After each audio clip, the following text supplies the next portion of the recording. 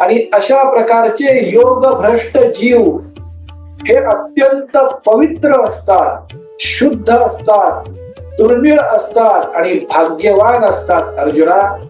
आणि असाच एक योग भ्रष्ट जीव म्हणजे तू आहेस अर्जुना. तुला देखील ह्या जन्मात प्रत्येक क्षणी मोक्ष प्राप्तीची इच्छा पूर्ण करून घेण्याचा प्रयत्न करत आहेस. म्हणूनच मी तुझ्या समोर वेगवेगळ्या रूपामध्ये आलेलो आहे.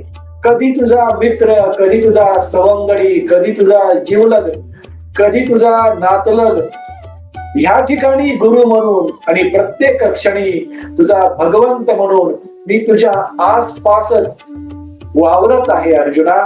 कारण तू देखील तोच तो पवित्र, शुद्ध, भाग्यवान, अति दुर्मिळ असा